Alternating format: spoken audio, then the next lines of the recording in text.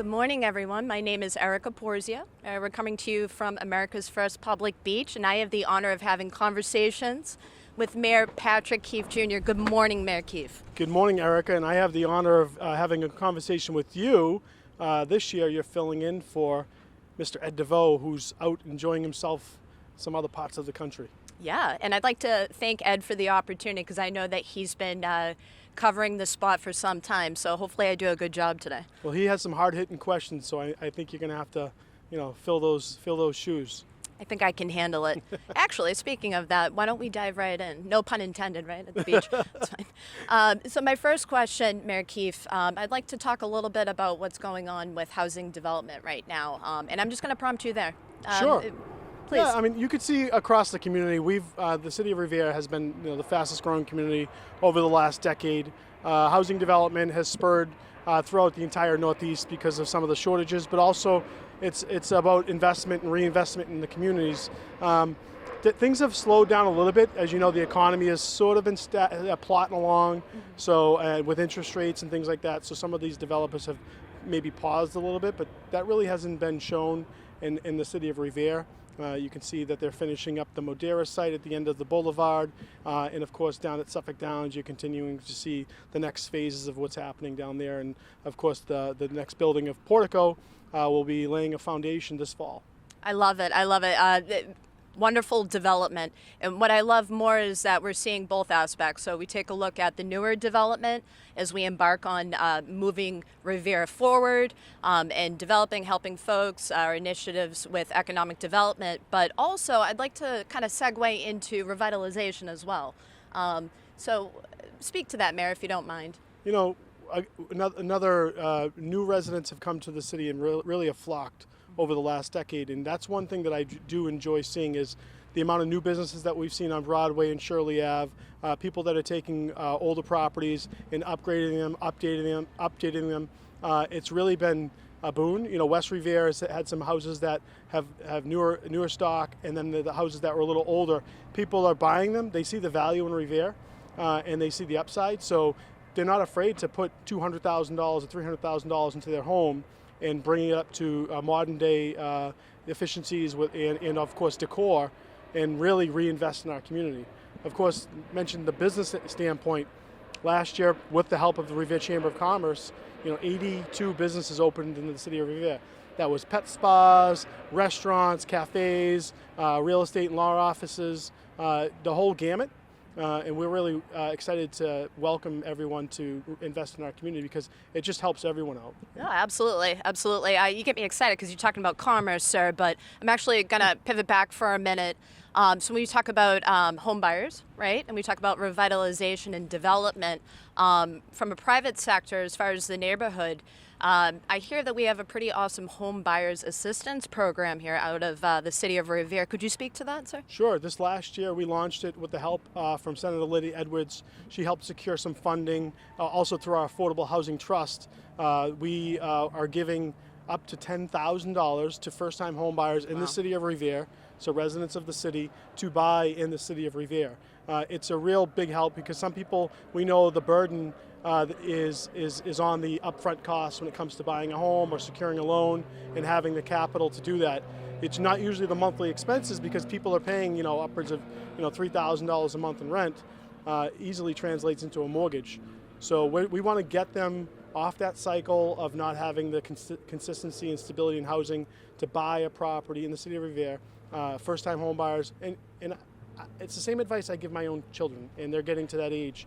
And the same advice my parents gave me is, invest, you build equity. The housing market, even when there are some dips, 2003, 2008, it comes right back. Absolutely. So you're gonna get that equity and build it, and it's gonna really create wealth and generational wealth in your family. So I always encourage people to buy when they can. Certainly. I am also someone that is revitalizing a longtime family home in Ward 1. So you really speak to that, and I appreciate that. With that said, let's talk a little bit more about programming. So as we said, the city of Revere is doing excellent stuff to create solutions for our community and constituents. Moreover, I'd like to speak a little bit about public-private partnerships, if that's okay, Mayor Keefe. So you were hitting it a little bit on commerce, and as I said, I'm favorable to that. First off, as the executive director of the Chamber of Commerce, I just want to say thank you so much to yourself, your administration within the city. I like to think we have a wonderful relationship. I know that I can certainly depend on the city and its professionals within each department to kind of help us out. But as far as the public-private partnerships, I do recall Representative Jessica Giannino speaking about that and how it's been encouraged in initiatives. Do you have anything to speak about that, sir? As city, everyone thinks that, we build everything and we do everything. It's really challenging for a city to do everything. So we rely upon, when new developments or new businesses are coming into the community, we rely upon them to take on their share. But we also we don't want to make it so burdensome that it's too hard to enter. So we work relationships, of course, again, partnering with people like the Chamber. We create business liaisons to help streamline the permitting process. And then the hopes is if you're putting a new business in, maybe you're reinvesting in the sidewalk, maybe you're reinvesting in the infrastructure that goes into the property, and that benefits everyone. There's a property on Bennington Street right now that they're doing a main water line that's going to benefit the entire neighborhood, not just them. So those are the things that we wouldn't be able to do on our own. Or it would really be burdensome to the taxpayer. So we want to make sure that we incentivize you to come here and do good business. We'll help you with the permitting process and try to make it as smooth and painless as possible. But we expect that you're going to reinvest in our community, and we work together. So that's what it's all about. I love it. I love it. What's more, I'd also like to speak about some current programming as we regard public-private partnerships. So let's talk about the senior sector, the elders. So there's the new Revere Senior Connect program, which is kind of tapping into maintaining but also growing local commerce while also mitigating and creating solutions, or rather I should say mitigating some of the issues that some of our elders may have, or anyone really in the area, as far as finding trustworthy local professionals. Would you like to speak to that today? Yeah, so we've met a few times at the Senior Center and have brought in some partners that we've vetted, and with the help of everyone, is made sure that they're legitimate. They're not going to be gouging our seniors and or taking advantage of them. They're trusted. So we want to help partner these businesses, local businesses, up with some of our senior residents to help them with, some small items, or maybe even big. It could be a new bathroom, or it could be a new kitchen sink, or it could be something as simple as putting air conditioning units into the windows. So that's one thing, is we want to make sure the seniors feel like they have a trustworthy partner. But the other part is we are going to now be supporting financially. So again, through our Affordable Housing Trust, we're just about to launch this new program that was initiated by myself and my administration, but also supported by former Speaker DeLeo with some funding. Is seniors will be able to age in place, that they won't have to be displaced and moved because they may have a roof leak, or they might have a heating system failure. We can help provide some capital to get that project done. We may not be able to provide it all. There are going to be some limits, and there'll be some income requirements. But for the most part, most of our seniors that qualify for our water discount programs or our tax abatements are going to qualify for this. We're not going to do a deep dive into their assets and finance. It's more about the income limits, which most seniors are, if they're on Social Security or a pension, are going to qualify. And we want them to stay. We want them to stay and finish out their years in Revere safely. So that program is going to be kicking off really soon with the Senior Center. Deb's been awesome in helping provide information for that, and we can't wait to officially launch it really, really soon. I'm so excited. That's wonderful. And so let's pivot to another sector. Let's talk a little bit about the schools right now. Talk about revitalization projects. Let's talk about the McKinley Field. Yeah, well, our schools are changing every day, and so we have a couple. This is sort of like quasi public-private relationship. So the McKinley School has been closed for 10 years, and when they closed it to open up the New Hill School, the idea was to reinvest and to reutilize and repurpose the McKinley School. Unfortunately, priorities get in the way, and sometimes they just fall to the back burner. but recently we partnered with the Regional 911 call center, which is the MNREC. So it's Revere and Winthrop. And we said we need to bring in another partner to kind of bolster redeveloping the McKinley School into a regional call center. Because we currently do it out of the Revere Police Department. It's 4,000 square feet. It's really tight. It's not enough space, and we're a busy community. 12,000 service calls a year, and then another probably 6,000 police response calls. So it's a really busy center. And partnering with Chelsea will be a tier 1 community when it comes to regional municipal response.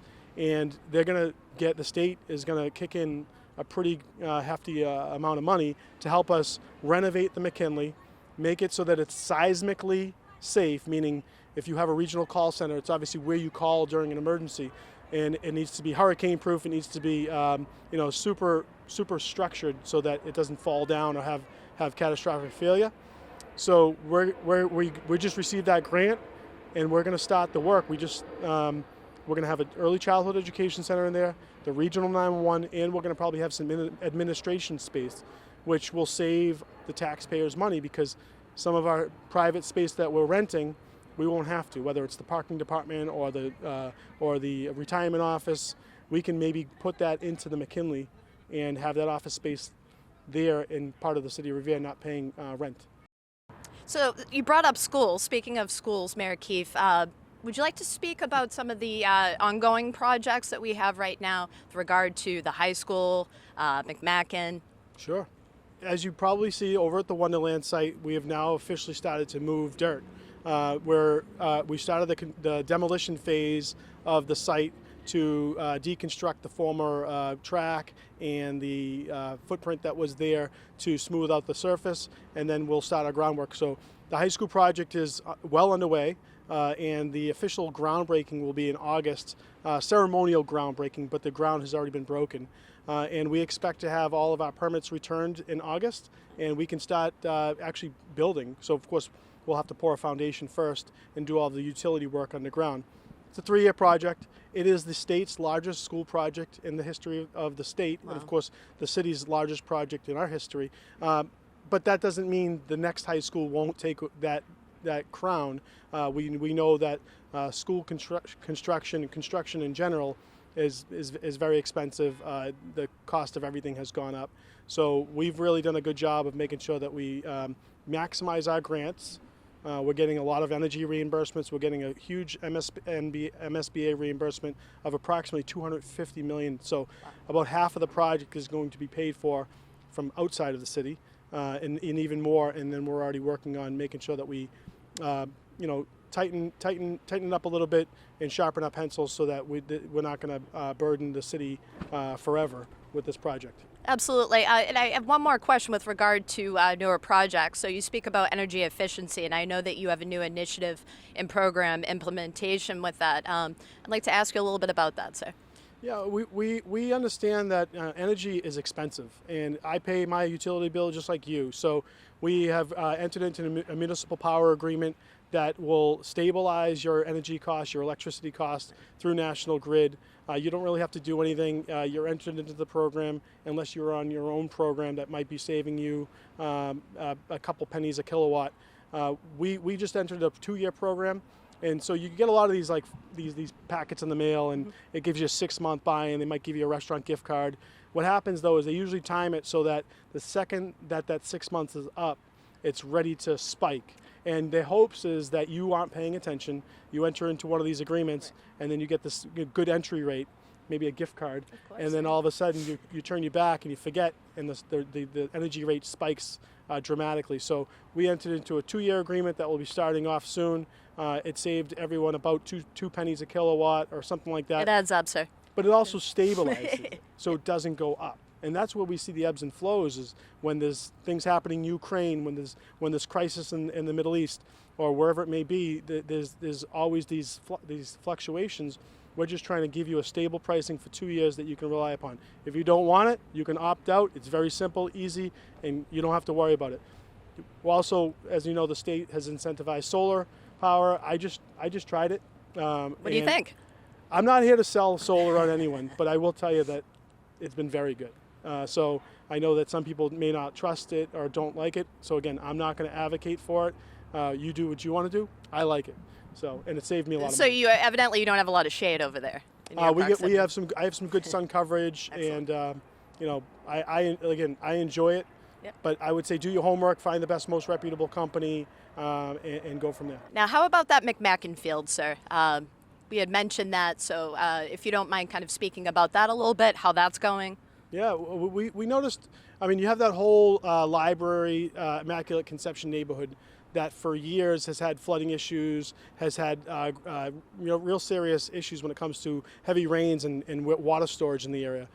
So while we were looking at the upgrades of Sewell Street, Library Street, Low, all of those, that neighborhood, we said this is the perfect opportunity to take a look at McMacken. It's the lowest lying area. It becomes a pool to the rest of the community where all the water seeps in. And of course, that's part of the reason why the field became unusable. It flooded every time it rained. It flooded when it didn't rain. So we took a real deep look at it. We said, while we're opening up the ground, let's add the infrastructure in place and let's revitalize and rebuild McMacken Field. The city deserves it. The McMacken family deserves it. It was an iconic playing field for so many years. I remember as a kid in a neighboring city going over there, and I was like, wow, this is a wonderful like mini Fenway. So it took some thought process, and we started to do the underground work.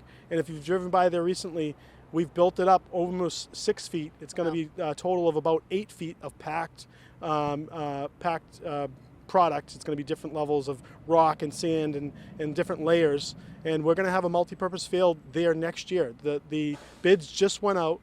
We're doing the underground work right now, and you're going to start seeing the renderings, and you're going to start seeing the beautiful multi-purpose field. You're going to have softball, baseball, and soccer, because we know the needs of our community have grown, and we want to have a safe place for kids to join and enjoy the sport, but also for residents to come and walk around the park and just enjoy some outdoor space. So it's going to be beautiful. And the hopes is that we'll be ready to go sometime next summer. Oh, that's wonderful. It's great to hear. And as you said, it's very exciting for residents and community members to know that, it's another place for the community to get together, more intramural activities, and to get the children and teens engaged in these activities. I love it. Now, we speak about that. I actually like to pivot to public safety, if that's okay. So as we know, in the city of Revere, we have had the honor of having a longtime police chief, respectfully, and our fire chief, both of which have retired. And, we're very grateful for the time and dedication in their service to the city of Revere. So in that respect, sir, with these changes and new positions, would you like to speak to that? Yes. So, Chief Bright, Chris Bright from the fire department retired earlier this year. The fire department's a civil service process. So if you don't know what that means, it's an in-house process, but it's done through a state civil service test and assessment. And then the civil service exam kicks out scores for the candidates that wish to be the next fire chief. 3 candidates wish to be the next fire chief. Those scores are being finalized right now, and the assessment will be done, and we'll have the score, the rating, and we're going to be choosing a new fire chief really soon. That's imminent. And the same thing, similar process, but for the police chief. Of course, Dave Callahan, last 5 years has served as a chief, has done a really great job in the community. Was super accessible, but also it's like, I thought sometimes he was the mayor. I'd go down streets and every resident that's lived here for 20, 30 years knew him, and I think really appreciated him. He had a real good discipline for public safety. He retired, and right now we have interim chief Maria Levita, and I'm just going to say it, Monday night, this next council meeting, probably by the time this airs, she's going in front of the city council to be appointed. I'm appointing her. They have to vote on her appointment.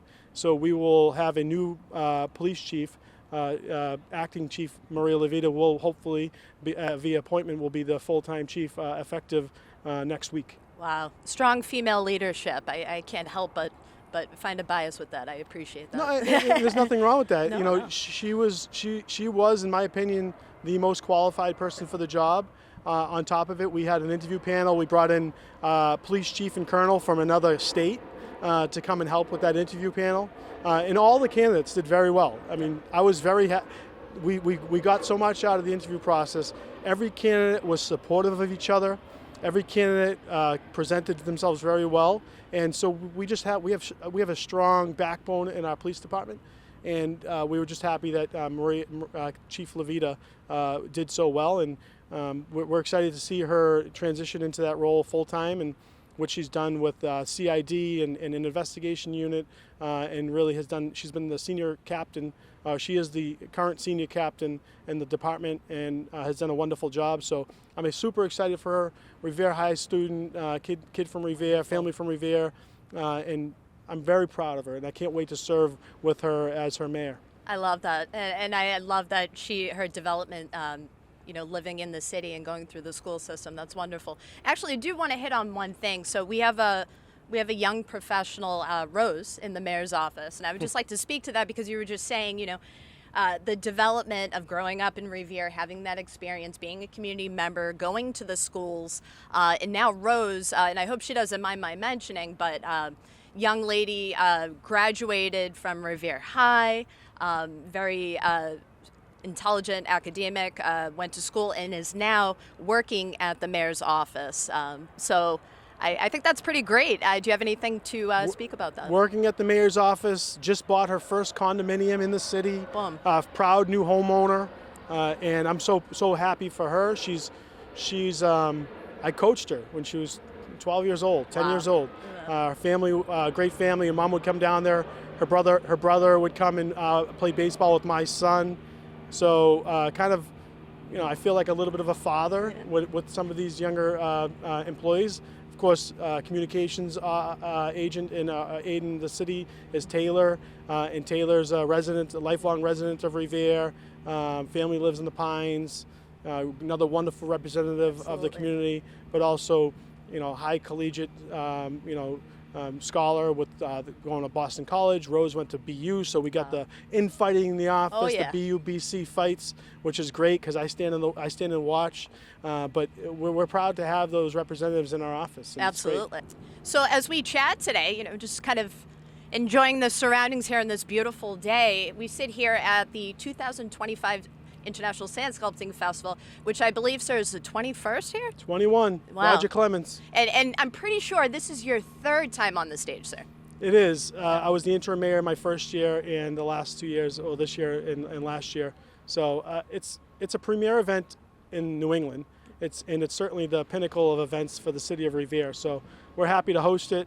We love the partnership. The Revere Beach partnership puts in yeoman's work, and of course FMP, who really brings it all together and really just works to the bone. We wouldn't be able to do it without the sponsors. And if you look, that's all it says when you come down here this weekend, or when you see on their page and the other events that they have throughout the year, the Pumpkin Dash and the Kite Festival and the Winter Festival. The sponsors help make this happen. So we really appreciate them. This year, the Mass Gaming Commission helped us out. Mass 250, which was the travel and tourism grant, helped out big time. Of course, the City of Revere is a big partner, Revere TV. But we have a lot of events year round. Yeah. This is the pinnacle. But you go down and you see what's happening down Suffolk Downs. They're doing the Daffodil Dash. They do all of the farmers markets down there. Fantastic. Touch a truck and. It's great, and this is what we want. We want people to live here and enjoy being and enjoying what's right at their fingertips. Who would have thunk you went to a concert at Suffolk Downs a couple weeks ago? Fantastic. I went to Slightly Stupid, and it was an Ibation open. It was amazing. Yeah, my family all went to. Actually, I think the entire office went to Teddy Swims. Their opening concert, 8,000 people. Yes, that was a big one. The best part was at 5 p.m. on that Friday, I'm driving on Broadway, and I see Murray's with a line out the door. And I see the restaurants with lines out the door, and I asked them, I said, what do you attribute it to? And they're like, everyone here was from out of town coming to the concert. So they're bringing people into the city restaurants, and they're enjoying the restaurants and bringing commerce to our city, and they're saying, wow, this is Revere, this is unbelievable. So we have later on this year the Dropkick Murphys, and just, I'm a little bit of a country music fan. I'm not, total geeked out about it, but I love it. And I'm already being talked about. There's potential for a future country music festival down here, which will be unbelievable. Well, sir, you really outdid yourself with implementing the stage and the singers for the Fall Fest, and we've seen actually we're heading into our third year of that. And that's a big hit. It seems like we're getting more and more people every year, and we're actually getting a lot of folks from Everett and the surrounding neighboring cities. So I'm really excited because, as you said, there's a lot of activities. Revere is a very welcoming place, and I like to believe, from my perspective, sir, that Revere is the gateway to, be it Boston or even the North Shore. So I'm grateful to be living in such a welcoming and fun city. It is. It's very much, and that's just my hospitality DNA when it comes to making sure people feel safe here, making sure people feel welcome, but making them want to stay. Absolutely. I chose to stay here. It was a choice. I had friends that were leaving to go to further north or further south, east, wherever it may be, and I said no. I said, first of all, I like to come out here almost every day, and I look at the beach. I walk my dog. My wife and I take walks at night. You can't get this anywhere else. Like, this is beautiful, and it's serene. So to be able to enjoy that right outside your doorstep is something that's special. You're not going to get everywhere. But of course, we want to have events like the Fall Fest, which is also / Porch Fest.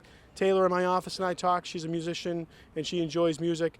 So I said, why don't we do something like that without putting the burden on the neighborhoods? Because I know in some cities they do it literally on someone's porch, but I know that not every resident wants to hear loud music at their door. So we said, let's make City Hall the porch. We had, tons of musical acts last year. It was amazing. It was fantastic. It was. Yeah. Ukulele ladies coming and this you year. had another stage by the Ukulele VFW. lady. It was fantastic. Was that? Ukulele. No, Well, it was fantastic. There's a resident that lives over at the Prospect House, and she's the ukulele lady, and she's going to be performing this year. So How about that? I think she's wonderful. She's a senior resident, and she's going to perform live at City Hall in October. So with all that said, Mayor Keefe, I just want to say thank you very much for your time today. It was really cool to have a conversation with the mayor, and really looking forward to an amazing weekend. I know the weather's going to be good to us. It's going to be a very fun weekend. I'm obviously looking forward to it and enjoy it. And I appreciate you having me on Conversations with the Mayor. I just want to let everyone out there in Revere know that I appreciate what you do, and just know that I'm here to serve. So I love my job, and I thank you for giving it to me. Thank you, Mayor Keefe.